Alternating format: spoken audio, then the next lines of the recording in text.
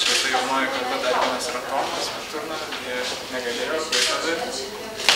Taip, ką mes daugiau galime pasakyti. Apie savo fotografijas pasakykite ir apie visą parodą. Paroda tai čia bus grinai pristabdomoji, sakykime, Kelmės krašto gamtos, kadangi turim pastatų, architektūrų, tiek gamta yra nuostabi, kaip ir pasikartosiu, tai va, o darbų, kaip matot, irgi yra įvairiausių. Tiesiog mes nedarėm kažkokios temos darbams, paprasčiausiai buvo parinkta, sakykime, pristabdomoji, kad matytų, kad tiek mūsų stiliai skirtingi žmonių, kaip sakė, vieni gamtą mėgsta, kiti architektūrą, dar kiti žmonės fotografuoti. Taip ir padarėm tokį pristatomą, kadangi yra išvykomoji, tolesnė jau, kaip sakant, mūsų paroda, tai pristatyti kažkaip sakė. O jūs pats, kur rengėt kokias parodas ar kažką, ir kiek tu fotografavęs tų nuotraukų ar keliavot ar kažką, kas įdomiausiai fotografuoti? Man asmeniškai, aš irgi esu šiek tiek prie gamtos, iš to gamtos, aišku, nes sakau, labai patinka žmonių išraiškas, jausmus fotografuoti, kas yra parodų, kokias, kadangi sakau, jaunas, dėl taip vieną darėjau, aišku, ateityje tikiuosi daugiau, aš esu seno to sukirpimo fotografas, kad nesvarbu, kas skaitmeniniai gali daug ką padaryti, bet aš laikausi to principu, kad 36 kadrus turi miestelį. Tiesiog, nešaudau, kaip sakant, beveik. Paprastai tai yra. O ką daugiau kaip dėmesį, ar detalės kažkokias ir spalvų derinimas, tai taip pat yra įdomu. Tiesiog fotografija, aš manau, kad vis dėlto yra tas, kas dar nieko nematyta. Tas fotografas ir mato, tai sakykime, kas paprastai žmogui nepastebi. Realiai įdomu žmogui pamatyti, kas naujo, iš tikrųjų, nes fotografija, sakau, tiek liečiant nuo dailės atsiradimo, tiek fotografas, tai dabar turi pastebėti tai, ko dar anksčiau kažkas yra nepateikęs.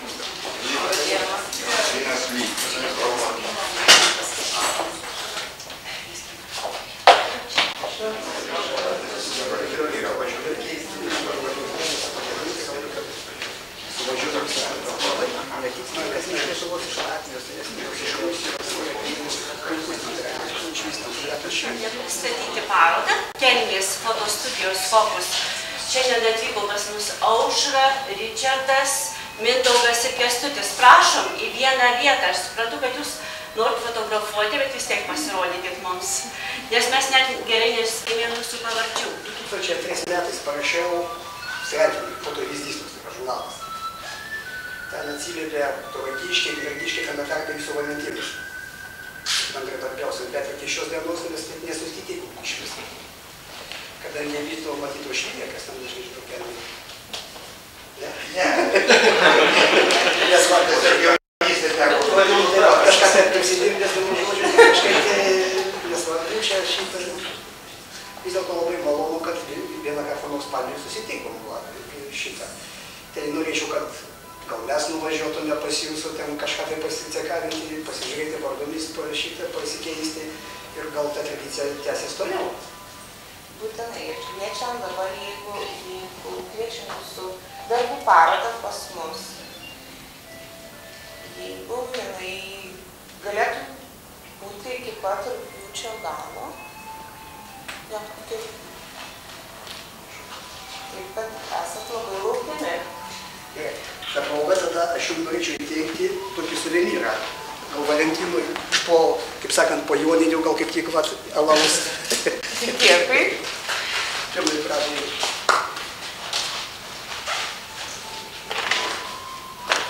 Čia keli suveniriukai irgi pažinčiai, kad nepasiklystumėt. Kad nepasiklystumėt važiuodami. Ačiū. Žinau, kad iš tos parodos dirbo ir vakar dirbo, turbūt ne tik vakar, Vytautas Matkus. Kaip jam sekėsi organizuoti šią parodą?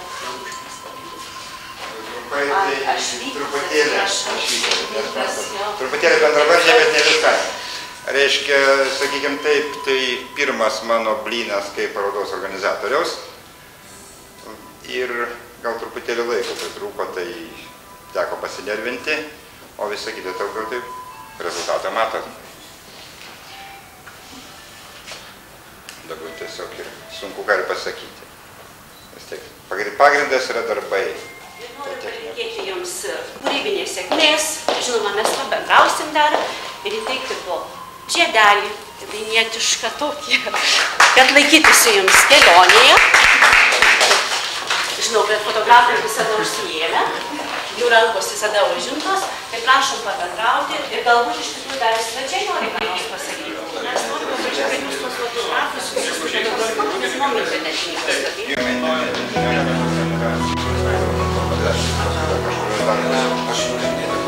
Ten idėja, man atrodo, irgi tokia pat kaip priklauso.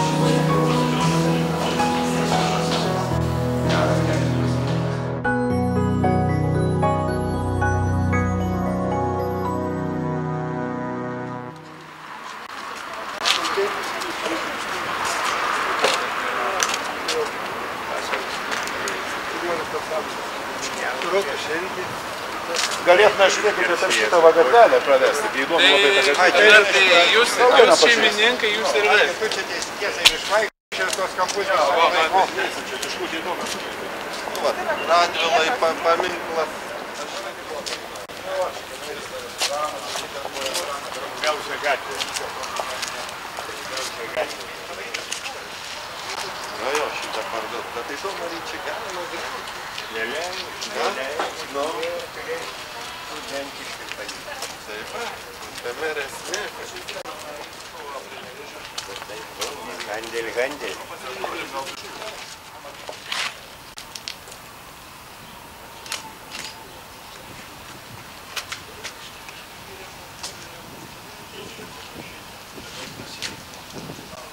Principe tas gabaliukas yra